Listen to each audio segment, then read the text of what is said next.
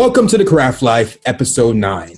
The marketing climate has truly changed over the years. The rise of becoming and utilizing content creators, aka social influencers, have become more mainstream. Almost every major industry has seen a rise in content creators, as well as more and more businesses and brands at all sizes and all stages are leveraging the power of content creators now more than they ever have before. Becoming a content creator can actually be a career. I talked to my parents about this the other day, and they heard this and they thought that I'm speaking like some crazy stuff, because it actually was up to a few years ago. In today's world, social influencers / content creators have captured small audiences. And in today's world, attention is definitely the new currency. And if you're a small business, influencers can totally help you with your brand awareness, as well as further create penetration through target audiences that you're unable to reach at this current time. So that's why we're here, to get some insights on why would somebody want to become a content creator, and why would a business / a brand want to utilize them. And let's get into this. And today's guest on this episode is my good friend, Christy Joe, aka CJ, but better known on the gram as the Beer Brat or Beer Brat, who is an amazing content creator within the craft beer industry. I'm gonna sit here and brag about you a little bit, CJ, before you come on. But CJ been a craft beer enthusiast since 2012. She's been going to different breweries and sharing her life passion and adventure within the craft beer world. Her website is kind of modest, but she has tried a whole bunch of different How many breweries have you think you went to before? I've been to over 270 breweries. At 200, oh my, I can't even keep up with that. In addition to that, she probably tasted over, 5,000. Probably, yeah, definitely. Over 5,000, I'd say. Love it. She loves fancy dresses, street art, and unicorns, which exude through her Instagram. The key thing I want to tell people is the passion within the craft beer industry, within the fancy dresses, the street art, has led her to create this amazing content. And that's, exudes through her page, which led her to capturing authentic followers in that retrospect. So CJ, welcome to the Craft Life. Oh, thank you, Sam. I'm happy to be here. Awesome. So I see that you're in a brewery. You want to tell us what you're doing over there? So, you know me, I like to hang out in breweries. So I thought that it would be a perfect place to record this podcast. I was getting some content. They got some wet hops from a local hop farm. So I had to come and see what they were doing down here. I'm actually in New York. Oh, that's pretty cool. And behind you, they have a barreled and some aging back there. I love barreled aged anything. So yeah, they have a pretty cool barrel program here. They've got some barley wine in those barrels and some Doppelbock. So it's exciting to try when they're ready. Awesome. So whoever is just listening to this, she's sitting in an amazing background right now. I'm kind of jealous I'm not with her right there. But let's get into it, man. Before we start talking about it, let's talk about you. And I know I gave a quick synopsis and I probably didn't touch everything, but let's talk about about you. How did you fall into the craft beer, your passion with fancy dresses? You look amazing in every one of your pictures, street art, and of course, I guess your unicorns. Yeah. So in college, I was really obsessed with going to local restaurants. I wouldn't support chain restaurants. I wouldn't go to any big kind of restaurant like Applebee's or TGI Fridays. I would make sure that I always supported local. And the guy that I was dating at the time was like, it's crazy how you won't support big chain restaurants, but you support big chain beer. You drink Corona, you drink Mich Ultra. You should support small local beer. And I was like, it was like a light bulb moment. Light bulb went off and I was like, wow, that's so right. Why am I drinking all of these big beer companies like Corona, Mich Ultra? I mean, I'm 21 at the time. And I kind of switched. So I started drinking more local beers. I started with something small like Line and Kugel Summer Shandy. And then I fell in love with this dank West Coast IPA made by Ithaca Brewing Company. It's in the middle of New York, called Flower Power. And from then on, I was chasing craft beer. It was my new favorite thing. I wanted to go to all the breweries that I could. I wanted to try all the IPAs that I could. And it evolved from there. As far as dresses, I don't know. I just don't like wearing pants. It's so much easier to pick out one outfit when you just have to put on a dress. So that's where that comes from. Unicorns, I love them, just in a really innocent, childish way. I really like fanciful things. And street art, I was actually an art teacher. So very cool. I I was an art educator for 9 years, and I love street art. My favorite street artist in Miami is Golden 305 because he paints unicorns. So I'm super into it. Love it, love it, love it. So you've been doing craft beer, you've been going around trying all these great beers. That's super amazing. But let me just touch on a couple of bases, because I know probably if somebody's not really familiar with the lingo that we're going to be speaking, I know I use words interchangeably: content creator and social media influencer. When you are passionate about whatever it is, unicorns, if it's about stickers, whatever it is, and you share that passion, and now these days that we have social media to share these things that we're really super passionate about, you start creating a following, right? Because people see the passion through the words and how you're positioning the stickers and wherever it is, and they see that and they start following you. Primarily, that's what a content creator. I know in this world, people say I'm a social influencer, but if you're getting into the game or you're trying to please people by showcasing or trying to become an influencer, when that's not really the case, it's somebody who is actually really authentic about something they're super passionate about, and they're sharing that passion. They're creating an audience that loves that, that same thing, and they know that they can trust and respect this person for their input and what they're talking about, a particular product or whatever it is. So I use the word content creator because everybody who's, creating content is out there to create content, and the influencer part comes in because they share that passion, and a lot of people respect it and kind of grow with that. So just want to make sure that I touch on that. Also want to touch on a couple of things I know everyone says you're a brand ambassador. What is the difference between a brand ambassador and an influencer? So an influencer, like Beer Brad over here, is a thought leader in a particular niche or industry who has a following. They don't have any specific brand or company that they're tied into, to become an influencer. But a brand ambassador is an influencer who partnered with, a particular company or a particular brand and they're also influencer, so they can leverage both of those partnerships and talk to unique audiences. For instance, let's like someone that everyone knows, The Rock, for instance, right? He's a big influencer of his own, WWE, from book writer to every Hollywood star. So he's an influencer man in different industries, different niches. But when he partnered with Under Armour, then he is a brand ambassador with Under Armour, just to kind of clarify if we use those words interchangeably. So let's start from the basis, right? If you are a content creator, especially in the craft beer world, like what advice would you give to somebody? I just want to make sure that I note that I built my audience prior to Instagram on Untapped. So I actually had a huge following on Untapped. I would go to breweries, I would check in beers, and people would trust my opinion, trust my reviews, trust my thoughts on that. And later that audience translated to Instagram. In the very beginning, I didn't even include myself in the pictures. I just showed a picture of the beer, said what I thought about it, and people trusted me because they'd seen how many beers I'd had, how many places I'd been, and they took my opinion seriously. Now, things have evolved and changed, and now it's more about the glitz and the glamour and, the beers with adjuncts. But from the very beginning, I built my following through trust. You need to make sure that it's something that you actually like to do. There are some people like, I want to be an influencer. I want to be famous. I need to find my niche. And that's not really the right way to approach it. You have to love what you do, and you have to love sharing and talking about it, or else you're not going to be successful.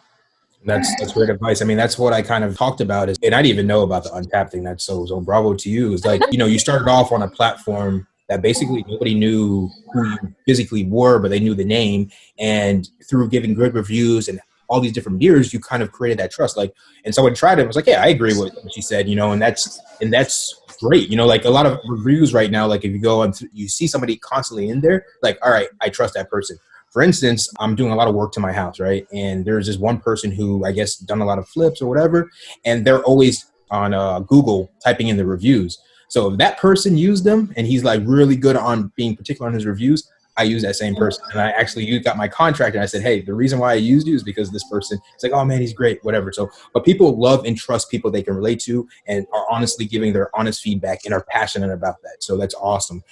That's really good stuff. So I got a couple questions that I filtered throughout the different groups I belong to. And if somebody's trying to, create content and they're using platforms like Instagram or Facebook or TikTok, whatever it may be, is getting a website one of those top priorities, or should they just kind of just focus on building their content? So what I want to say about that is that you always want to own your audience. So Instagram could go away tomorrow, or it could shut down. Facebook could go away tomorrow. They could change the rules. Anything can happen at any time. So having a website allows you to build that email list where you can access your audience no matter what. So I would say that even if you don't build a website right away, building that email list is really important. You always want to own your platform. Oh, for sure. Sorry, that's hey, I could have said it even better than that. So on that process, like, should you go out and get a Mac Daddy website, or how much money should you pay? Should you get a designer, or should it just be a super basic, a super simple? I would say don't go beyond your means, because the chances of how many people are going to visit your website, I mean, depending on the content you create, could be varied.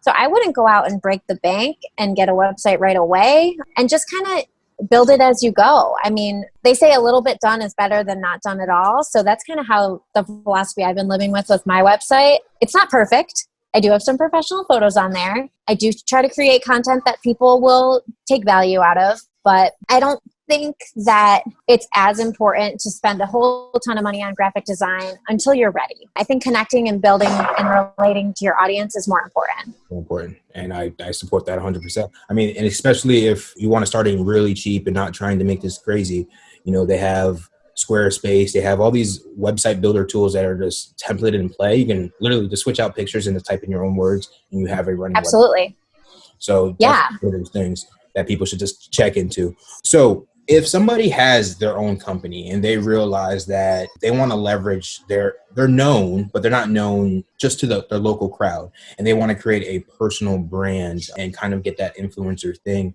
should it be two separate things, or should they kind of combine them into one, or should that, their personal brand exude, their company and everything else? How does that landscape look? I think it depends on the person and depends on what the brand is. I think it would really just depend on what your goals are. If you want to become an influencer, you don't need a large audience. You can be a micro influencer and have an audience of 1,000, 2,000 people. If those people really trust you, they'll buy from you. They'll spend money because you recommended a product. So it just is all up to you how you want to leverage it. If you want to start your own business, or you want to just work with brands and make money off marketing for those brands, it's a personal choice. Perfect. What do you think? For me, it's a little bit of, marketing and helping my clients direction. And like you said, it really depends. So if you already own a company, I would say that if your company is in finance, and obviously you don't want to be an influencer in finance, then your personal brand eventually can break through that Sheehan wall like The Rock and be known for everything. But then you would have to definitely focus on a different audience if your company is in a different field or in a different market that you're trying to get into, So and like you said, it depends, because if you can leverage your finance market and become an influencer in Apple products, you can kind of talk to those people in that market correctly, So I guess it definitely depends on that person and what kind of market they're in and what kind of market they want their personal brand to be in. Right. And does it match? Like being an art educator doesn't match being a beer influencer. So obviously I wouldn't try to combine those two industries. But if I was in the food and beverage industry, or if I was a brewer, being a beer influencer would match. So it all depends on what you're going for.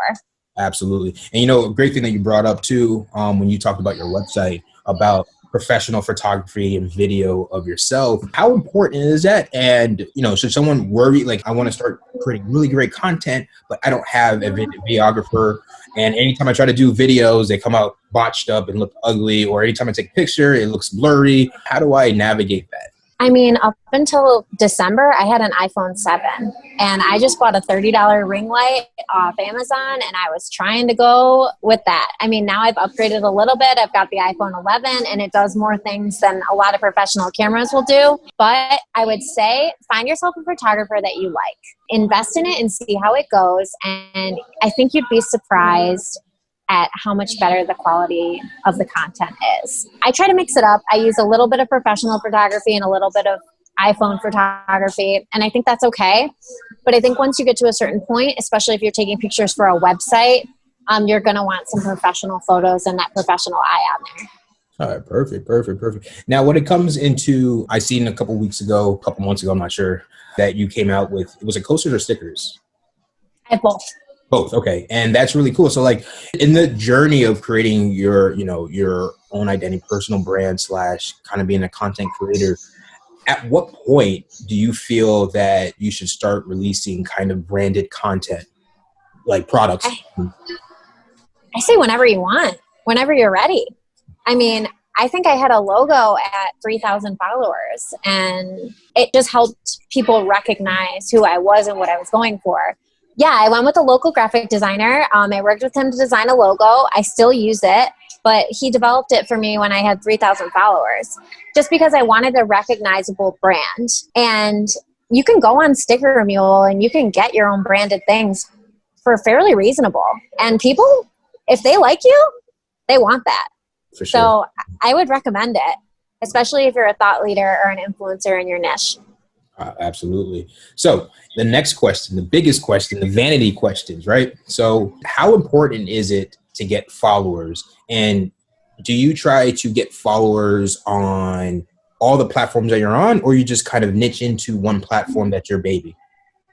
So I baby Instagram. I always have. I think it's the easiest. I spend the most time on it. I have the most friends on it. That's really where I find my audience lives. I would say that if you look at the demographics, if you're going for like an older audience, most of them live on Facebook. And if you're going for a younger audience, most of them live on TikTok. So it just depends on where the target market is and where they live. They usually are in the same spot as you. So since I'm on Instagram, my audience is on Instagram. It's better to have all those intertwined. So I have a TikTok, I have a website, I have a Facebook, I have a Twitter, I have an Untapped. And it's great to have all of those things for your brand so people see it over and over again. But as far as getting followers, that's not really important to me. I find that if you create the content, they will come. And that's important. It also means like creating good content, right? Because the only way that you're going to get a following and people to actually want to see your thing is creating good content.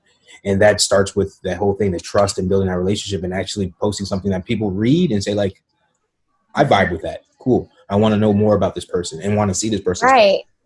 And building those relationships. You can't just throw something out into the world and then never interact with anyone. No one's going to like it.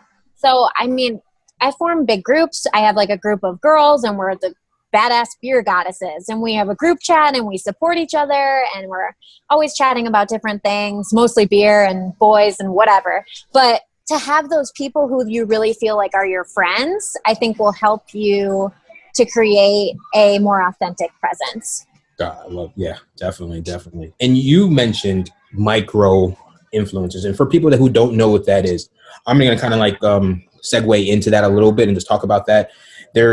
Before you get to that micro, there's nano influencers. And many people probably don't use that terminology, but that's like the influencers that go from anywhere from like 300 to like 5,000 followers. Everyone has a different matrix. I'm not using this to say that's what it is, but there is a nano influencers. And I've used nano influencers because I had this one dude, he had 700 followers. But when he posts, he gets like 300 likes in 20 minutes. And people are commenting because his content is so engaging.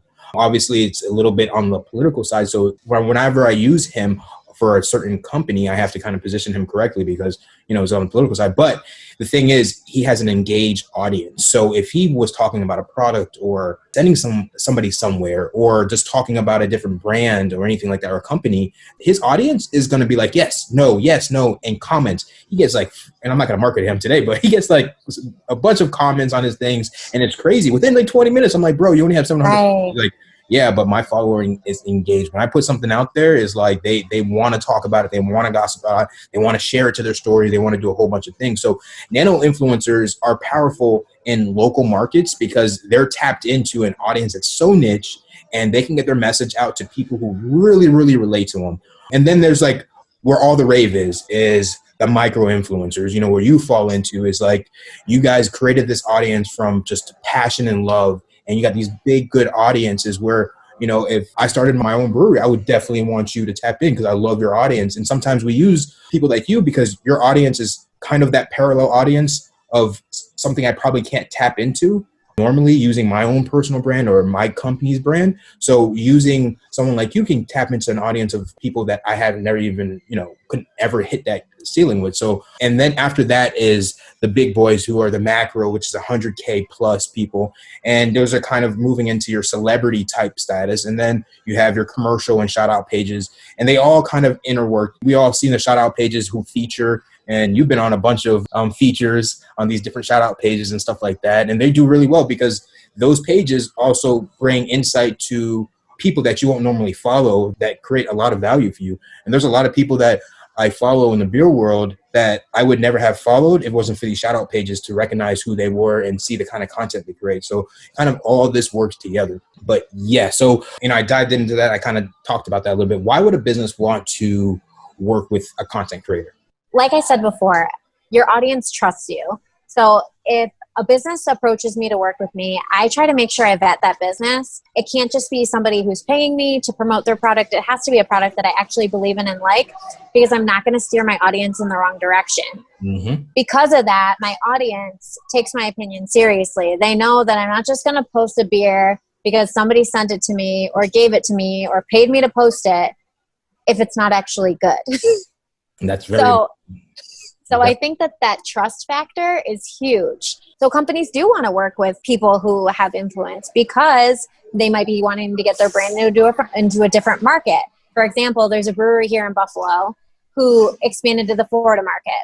So what they did is they approached all these influencers in Florida, most of them because they knew me, and they sent them a bunch of beer. So all of a sudden I'm seeing this Buffalo beer, Thin Man beer, pop up on all my Florida friends' pages, and I'm like, hey, what are they doing with that? But it's good beer.